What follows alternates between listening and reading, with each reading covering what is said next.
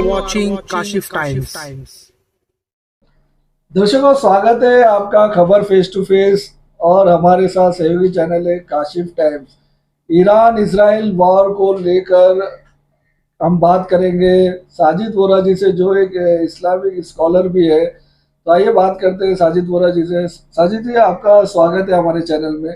Iran और Israel का जो अभी जंग चल रही है पूरी दुनिया में, जिसकी चर्चा हो रही है, इसको लेकर आपके क्या नजरिए है, हमारे दर्शकों से शेयर कीजिए। नज़रिया हमारा सिंपल है कि पिछले 1-1.5 साल से इसराइल ने जो निहत्थे लोग हैं फ़िलिस्तीन के, उनके ऊपर उसने बमबारी की, बच्चों को मारा, बड़े जुल्म किए, लेकिन कोई आगे नहीं आया। लेकिन आज ईरान ने जो हाल इसराइल का किया है, वही हाल उसने फ़िलिस्तीन का किया हुआ था। तब तो कोई दुनिया से नहीं आ रहा था ये बताने के लिए कि भाई मासूम है वो लोग, उनके पास तो ना हथियार है, लड़ने के लिए कुछ भी नहीं है। इसराइल के पास तो पूरी फौज है, उसके पास फौज होने के बावजूद वो अमेरिका से और सबसे मदद मांग रहा है, और आज वो सब जगह पे इंसानियत की गुहार लगा रहा है। लेकिन जब वो कर रहा था जुल्म, तब उसने नहीं कहा। लेकिन ईरान ने जो काम किया है, वो तो तमाम जितने भी मुस्लिम ममालिक हैं उनको करना चाहिए था, लेकिन उन्होंने फ़िलिस्तीन का वजह साथ नहीं दिया, और आज इसने बहुत अच्छा साथ दिया। और मैं तो चाहता हूं कि और भी मुल्कों को साथ देना चाहिए ईरान का। वो ये ना देखे कि सुन्नी शिया कुछ ना देखे। आज इस्लाम की ज़रूरत है। जब इस्लाम आया तो आपके अपने घर के लफड़े नहीं देखे जाते।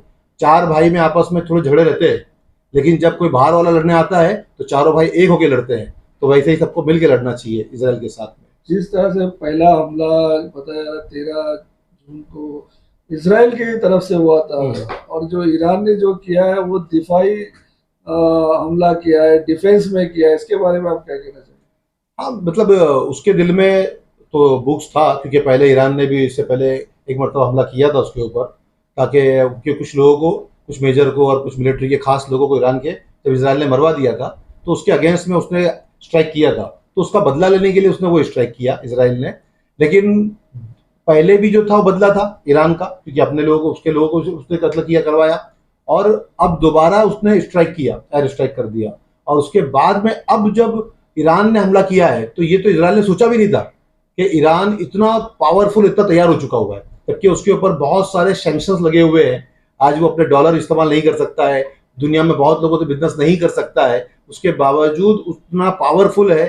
तो अगर सोचो सेक्शन नहीं होते और उसका डॉलर के साथ बिजनेस हो रहा होता और पूरे हर कंट्री से बिजनेस हो रहा होता, तो अभी ईरान बहुत ज्यादा पावरफुल होता। ईरान के साथ अगर वो जो 57 वो मुल्क हैं जो मुस्लिम अपने आप को कहते हैं, अगर वो ईरान के साथ आ जाए, कहीं ना कहीं खड़े हो जाए, तो क्या हाल होगा दुनिया का, पूरे वर्ल्ड का क्या हाल होगा? असल में अगर वो सारे आ जाएंगे ना, तो वर्ल्ड वॉर 3 होगा। फिर सामने भी बहुत सारे लोग आ जाएंगे, और वो वर्ल्ड जो वॉर होगा वो बहुत बड़ा हो जाएगा, वो छोटा नहीं रहेगा। फिर दो कंट्री बीच में नहीं होगा। फिर ईरान को अपना काम कर लेना देना चाहिए जो वो कर रहा है, और सपोर्ट में आप खड़े तो नहीं सकते हो। सपोर्ट में खड़े जरूरी नहीं कि लड़ने चले जाओ, या भाई हम किसकी तरफ खड़े हैं वो तो कहीं दिखा दे। जैसे अमेरिका ने दिखा दिया कि इसराइल की तरफ हूं मैं, वैसे ही दिखा सकते हैं कि हम किसकी तरफ है। रूस ने भी अपना एयरबेस ईरान को देने के लिए कहा, लेकिन उन्होंने अभी कहा अभी फिलहाल जरूरत नहीं तो है। सपोर्ट करने यहाँ तक कि कई कंट्री न्यूक्लियर बम देने के लिए बोल रहे हैं लोग, लेकिन ईरान का कभी न्यूक्लियर तरफ रहा ही नहीं है। ये तो कैसा है, इससे पहले सद्दाम हुसैन को भी मारने के लिए अमेरिका ने यही कहा कि वो न्यूक्लियर बम बना रहा है, और जबकि वो नहीं बना रहा था। बहाना लेके इस्लाम को टारगेट किया। ये न्यूक्लियर बम को लेते हैं और वो टारगेट करके खत्म करते हैं। अगर न्यूक्लियर बम एक दुनिया को तबाह करने वाली चीज है, तो फिर किसी के पास नहीं होना चाहिए, या फिर सबके पास होना चाहिए। जिनके पास है उनके पास से भी खत्म करो। और अगर जो बना रहा लगता है कि गलत कर रहा है, तो जिसने पहले बनाया उसने तो गलत किया हुआ है। लेकिन जो बना चुके हैं उनको कुछ नहीं बोलते हैं, और जो कुछ नया बना रहा है, खास करके जो इस्लामिक कंट्री वाले, क्योंकि पाकिस्तान के पास है, लेकिन वहां इसराइल के पास भी है, लेकिन जब ईरान बना दे, इराक बना दे, तो प्रॉब्लम है। तो या तो ये बुरी चीज है, भाई दुनिया को खत्म कर देगी ऐसी चीज है, तो फिर तो ये बम होने ही नहीं चाहिए, किसी के पास भी नहीं होने चाहिए। और अगर फिर है तो सबके पास होना चाहिए। ऐसा तो होना नहीं चाहिए ना कि एक के पास ना हो। जिस तरह से प्रेसिडेंट अमेरिका के डोनाल्ड ट्रम्प ने एक अपना ऑफिशियल बयान दिया था कि हम 2 हफ्ते का निर्णय लेंगे कि हमको ईरान पर हमला करना है या नहीं करना है, लेकिन फिर अचानक से 2-4 दिन के बाद वो अपना B2 बॉम्बर लेके और जो नातान फोर्डो आसमान पर हमला करता है, इस हमले को आप कैसे देखते हैं? क्या ये उसके ऊपर प्रेशर है, नहीं ये उसके प्रेशर है, इंटरनेशनल लॉ का उल्लंघन भी ये उल्लंघन है। जो उनके यहाँ पे जो उनके वोटर है ना, यहूदी वोटर्स, उनका प्रेशर है, क्योंकि अगर उनको वोट अगर चाहिए यहूदियों के तो वो उनके सपोर्ट में उनको करना ही पड़ेगा, और ये उनके ऊपर प्रेशर किया गया। यहाँ तक कि अपने पार्लियामेंट दमार किसी का भी शामिल। उन्होंने- हाँ, किसी से नहीं लिया। बनियानी מסביב, दमार शामिल। हाँ, वहाँ के लोगों ने भी ये, अमेरिकन लोगों ने भी अगेंस्ट किया इस चीज का कि बिना किसी खुद से बनियानी परमिशन लिए मनवा- हुए प्रेसिडेंट अकेले कैसे काम कर सकता है। इसके लिए उन्होंने शायद अपने कोर्ट के अंदर भी याचिका दायर की है वहाँ के लोग अमेरिका में कि इसको रोका जाए ऐसा। तो क्या लगता है अभी जो ईरान ने अभी हाल ही में इराक और कतर के जो अमेरिका एयरबेस था उस पर हमला किया, कितना सही था? क्या ये अमेरिका के हमले का बदला था? हाँ, अमेरिका के बदले का हमला ही था, हमला किया जो बदला ही है वो। और इसके लिए अमेरिका ने कहा भी था कि तुम अगर करोगे तो हम अगेंस्ट करेंगे हमारे एयरबेस के ऊपर, क्योंकि एयरबेस नजदीक है, अमेरिका दूर है लेकिन एयरबेस तो नजदीक में है, और कतर में भी है और भी जगह पे है, क्योंकि दुनिया में बहुत जगह पे 200 से ज्यादा मेरे ख्याल से अमेरिका के एयरबेस अलग अलग कंट्री में बने हुए हैं। इंडिया में नहीं है, इंडिया ने काफी हद तक कभी उसको मौका नहीं दिया है, लेकिन काफी कंट्रियों में है और कतर में भी है। लेकिन कतर में है और वहाँ उन्होंने हमला करके दिखाया कि भाई आपने हम पे हमला किया तो हमने इसका बदला यहाँ से लिया है।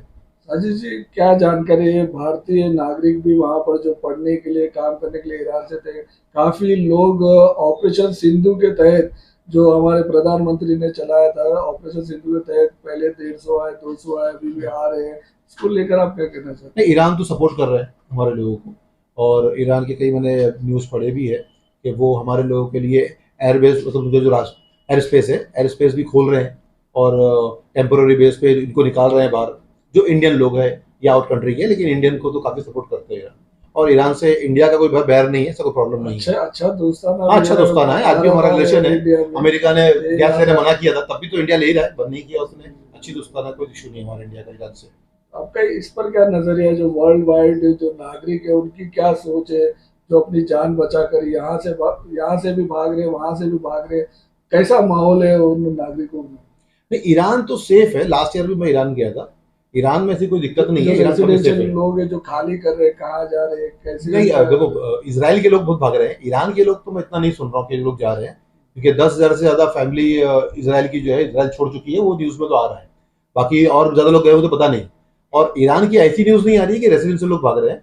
ईरान की ये न्यूज है कि जो आउटसाइड के लोग हैं वो अपने अपने घरों पे जाना चाहते हैं, बस। तो उसके लिए भी वो सपोर्ट कर रहे हैं, ऐसा नहीं कि बंद कर दिया है। से जो इंडिया के लोग गए हुए वो तो आ रहे हैं, लेकिन इसराइल में भी हमारे लोग गए हुए, वो हमारे नागरिक हैं, इंडियन नागरिक हैं। आखिरकार वहां से क्यों नहीं आ रहे हैं? इसकी क्या वजह? क्योंकि वहां पर भी सेफ नहीं है। हाँ, सेफ तो वहाँ पे भी नहीं है, लेकिन वहां से अभी तक ऐसी कोई न्यूज नहीं आई, मैंने ऐसी तो नहीं पढ़ी है कि इंडियन लोगों को वहां से भेजा जा रहा है। या मुझे लगता है कि वो पहले ही निकल चुके होंगे, ज्यादा लोग नहीं होंगे वहाँ पे। काफी अभी वहाँ पर है, हो सकता है हो, लेकिन वहां का तो ऐसा कोई न्यूज नहीं सुनने में आई अभी तक। तो साजिद जी, आप जो ईरान और इसराइल की जो जंग चल रही है, इसको लेकर आप क्या कहना चाहते हैं कि ये सीजफायर होना चाहिए, या ईरान का कुछ टारगेट है, जब तक वो पूरा नहीं होगा, वो बदलाव पूरा नहीं होगा, तब तक का वो जंग नहीं रुकेगा? मतलब सीज फायर तो किसी को माफ करना, जैसे कहा जाता है ना कि कॉल भी है कि जो भी जालिम है उस पर रहम करेंगे, तो ये मजलूम के साथ नाइंसाफी है। तो जालिम के साथ आप ना, जो जालिम उसने जुल्म किया है, उसने फिलिस्तीन के लोगों को निहत्तों को मारा, बच्चों को पुकारा है। हाँ, उसको उतनी सजा मिलनी चाहिए जो सजा देने के लिए ईरान कह रहा है कि मैं सजा दे रहा हूँ, तो वो उसके गलती की सजा उसको ईरान दे रहा है, और ये होना चाहिए। क्योंकि जो हम लोग कुछ कर नहीं सकते थे, हम हेल्प में क्या कर सकते हैं, फाइनेंशियली कुछ पैसे भेज सकते हैं उनको, बाकी तो फिलिस्तीन वालों को हम लोग कुछ हेल्प नहीं कर सकते थे। लेकिन ये जो काम हुआ इसकी वजह से कम इजराइल फिलिस्तीन पर बमबारी नहीं कर रहा है, वरना बच्चों को मरते हुए लोगों ने देखा है, लाइव वीडियोस देखे हैं, कितने लोगों को मरते हुए देखा है। तो ये सारा काम इजराइल ने किया और बहुत बुरा काम किया है, उसका बदला ले रहा है या उसको सजा दे रहा है, उस चीज की गुनाह की सजा दे रहा है, ये तो करना चाहिए। जी, जिस तरह से आप वर्ल्ड वाइड अगर आप देखेंगे तो ग्लोबल ईरान के लिए ग्लोबली रिस्पेक्ट बढ़ रहा है, और हमने दिल्ली में भी देखा आसिफी मस्जिद है जहाँ पर सुन्नी शिया सब मिलकर आवाज बुलंद कर रहे हैं, नारा लगा रहे हैं, अमेरिका मुर्दाबाद, इजराइल मुर्दाबाद। तो ये जो भाई इत्तेहाद, भाईचारा बढ़ते जा रहा है सभी फिरकों में, इसको आप किस तरह से देखते हैं? नहीं, ये होता ही है और ये होना भी चाहिए कि जब ऐसी कोई मुसीबत इस्लाम पे आ जाए तो हमको आपस की प्रॉब्लम देखनी नहीं चाहिए, हमको पहले इस्लाम को देखना चाहिए, क्योंकि हमारी फर्स्ट प्रायोरिटी इस्लाम है, बाकी सब बाद में है। हमारे आपस के मसले वो आपस में है, हमको उससे कोई लेना नहीं है। लेकिन अगर बाहर से ऐसा कोई मसला आएगा तो सब इस्लाम में कोई भी फिरके से हो, कैसे भी हो, उसके कैसे भी ख्याल तो उसको एक होना चाहिए। ट्रम्प ने हाल ही में एक बयान दिया था कि जो ईरान की रिजीम है उसको चेंज होना चाहिए ताकि वो ग्रेट बन सके, तो वो उनके नहीं नहीं, ये तो दर्द गलत को है। दिखा रहा है नहीं नहीं, ये गलत है, क्योंकि अगर लोगों को लगता होगा ऐसा, क्योंकि कुछ गद्दार भी आपने देखे होंगे, कई गद्दारों को ईरान ने मारा है, तो वहीं के रहने वाले थे। मुसाद के लोग, हाँ, मुसाद के लोग, मतलब देखिए है तो ईरानी वहाँ के लोग ही, और मुसलमान लोग ही दिख रहे हैं वो। तो उनकी भी एक ख्वाहिश है कि ये अगर खत्म हो जाएगा तो फिर लिबरल आ जाएंगे, मतलब फिर जो पहले अमेरिका लोग यहाँ पे बिजनेस कर रहे थे वैसा आ जाएगा। लेकिन ये सब भूल जाओ, अगर लोगों को सीखना है, ये जो गद्दारी कर रहे हैं उनको भी सीखना चाहिए पहले वालों का हाल देख के, कि लिबनान का हाल देख लो, वहां की आप सत्ता पलट करवाया, लेकिन आज लोग खाने के मानते हैं। इराक का हाल देख लो, इराक को तरक्की कर लिया क्या सत्ता पलट होके? कोई तरक्की नहीं हुई, वहां भी बर्बादी ही है। वहां हम लोगों ने देखा है कि आज भी वहां के घर इतनी तरक्की नहीं किए हुए, जैसा हमको सऊदी वगैरह में दिखता है, दुबई में दिखता है, वैसा कोई तरक्की इराक हुआ नहीं है। ईरान इराक के सामने बहुत डेवलप है, अगर हम कंपेयर कर ले, लिबनान के सामने बहुत बहुत डेवलप है। क्योंकि इससे पहले हम लोग जब इराक गए थे लास्ट ईयर, तो देखे वहाँ पे बहुत सारे लोग, बाहर के लोग आके वहाँ पे रुके हुए ईरान के अंदर, बहुत लोग वहाँ पे मतलब पनाह ले रहे हैं, और वो मेहमान की तरह बेचारे संभाल रहे हैं वो। तो ईरान के लोगों को भी समझने की जरूरत है ये चीज को, क्या ऐसा ना कर ले वो कि गद्दारी करके पलटा सत्ता पलट दे। सत्ता पलट से कुछ फायदा नहीं होने वाला है, कुछ भी फायदा नहीं होने वाला है। जो पहले का हो चुका है वो देख ले लोग अंजाम, वो गद्दाफी वगैरह को हटाया कि क्या हुआ उससे, कुछ नहीं होता। हालात है गाजा में जो अभी भी वहाँ पे जुल्म हो रहा है, जैसे कि अभी न्यूज में आया था कि ईरान को एड कहीं से मिल रहा था, खाना पानी, उन्होंने ये कहा कि हमको मत दो, गाजा तक पहुंचाओ, क्योंकि वहाँ पर बहुत जरूरत है। तो वहाँ पर कितनी मजलूमियत है गाजा में। गाजा में तो बहुत तकलीफ है, क्योंकि वहां पे खाना नहीं पहुंचाया जा रहा, लोग भूख से मर रहे थे, बच्चे भूखे भूखे रखे गए। इजराइल ने रोका, सब सारे रास्ते रोक के रखे, वहां पानी नहीं पहुंच रहा है, खाना नहीं पहुंच रहा है, या जो भी फर्स्ट एड है वो सारी दवाइयां नहीं पहुंच रही है। तो ये सब चीज तो रोकी है, और मैं तो चाहता हूं कि ईरान इसके पूरा एक्शन ले, और जो भी उसके साथ में है वो एक्शन ले इसराइल के ऊपर, ताकि इसराइल को पता चले कि तकलीफ क्या होती है। जो आज गाजा का हाल है, चाहे वो वेस्ट बैंक या फिलिस्तीन हो या गाजा हो, गाजा का तो बहुत बुरा हाल है।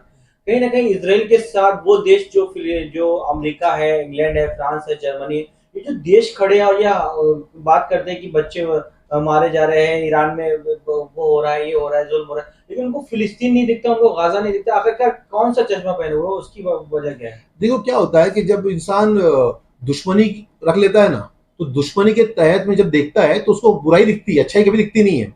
ईरान में कोई ऐसी चीज नहीं हो रही किसी को जुल्म किया जा रहा हो, ऐसा कोई प्रॉब्लम नहीं है।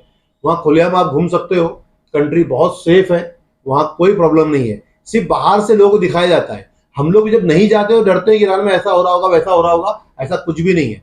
वो तो लास्ट ईयर जब वॉर चल रहे तब गया था, तब भी वहाँ पे पूरा सेफ था, हम लोग 8 दिन थे ईरान के अंदर, कोई प्रॉब्लम नहीं थी। टोटल चीज एकदम क्लियर है, कंट्री बहुत सेफ है, आप हमेशा जा सकते हो वहाँ पे। एक वीडियो चल रहा था, बहुत ही वायरल हो रहा था, बहुत ज्यादा वायरल हो रहा था, लोग कह रहे कि एआई का वीडियो बना हुआ है, जो भी है, लेकिन जो वायरल वीडियो हो रहा था उसमें जो इजराइल लोग ये कह रहे थे कि Iran stop the war, we are sorry. ये हमने चलाया था, हमने इस वीडियो की पुष्टि नहीं करते, लेकिन इस तरह का, लेकिन लोगों का ऐसा रिएक्शन आ रहा है कि बड़े अभी आपको सॉरी बोलने की क्या जरूरत है, आपने जो जब गाजा पे किया था तब आप लोग क्यों नहीं खड़े हुए थे? हाँ, बिना मतलब कंट्री के लोगों के सपोर्ट के ये काम नहीं हो सकता है। अगर गाजा पे इतना हमला हो रहा है तब फिर उसी कंट्री के लोग अपने प्राइम मिनिस्टर नीचे ला सकते हैं, अगर उनको लगता है कि वो गलत कर रहा है। देखो, जंग करने से किसी देश का फायदा नहीं होगा, जंग करने से तो उल्टा जो भी हमारी करेंसी है वो डाउन जाएगी, हमको बहुत कर्जा होगा, नुकसान होगा, धंधा खराब होगा, कारोबार खराब होगा, उससे किसी भी इंसान को फायदा नहीं है। लेकिन ये इनके दिलों में मुसलमानों के लिए नफरत है, बुग़्ज़ है, उसी वजह से ये सारे काम हो रहे हैं, और कुछ नहीं।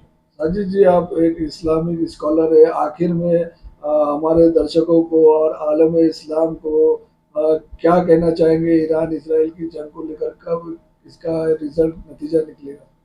रिजल्ट तो हम लोग के हाथ में नहीं है, क्योंकि ये तो एक बड़ी बड़ी कंट्रियों की बात है, और उनके अपनी पॉलिसीज क्या है हम लोगों को नहीं पता कि कब वो कब सीजफायर करेंगे, किस तरीके से सीजफायर करेंगे, कैसे होंगे, हमको नहीं पता। लंबी भी चल सकती है और बहुत जल्दी भी खत्म हो सकती है, वो तो एक कंट्री के अपने खुद के पर्सनल फैसले होंगे। हम लोग सिर्फ देख सकते हैं और जो सही है उसकी जगह खड़े हो सकते हैं, सोच सकते हैं कि भाई ये सही कर रहे हैं, ये गलत नहीं कर रहे हैं। इसराइल ने गलत किया, हम लोग ने इसराइल के खिलाफ भी बोला, ईरान अगर गलत करे तो उनके खिलाफ भी बोल देंगे वे गलत किया, लेकिन वो सही कर रहे हैं इस वक्त, उन्होंने कोई गलत काम नहीं किया है। हाँ, जो उनके मुखालिफ होंगे वो तो बुरा बोलेंगे ईरान को। मजहबी एतबार से तो आज की तारीख में कोई भी सुन्नी भी मैंने ये नहीं देखा है कि जो ईरान के फेवर में ना हो। वो ईरान के फेवर में ही है, क्योंकि वो गाजा के अंदर कोई शिया सुन्नी नहीं देखा जा रहा है।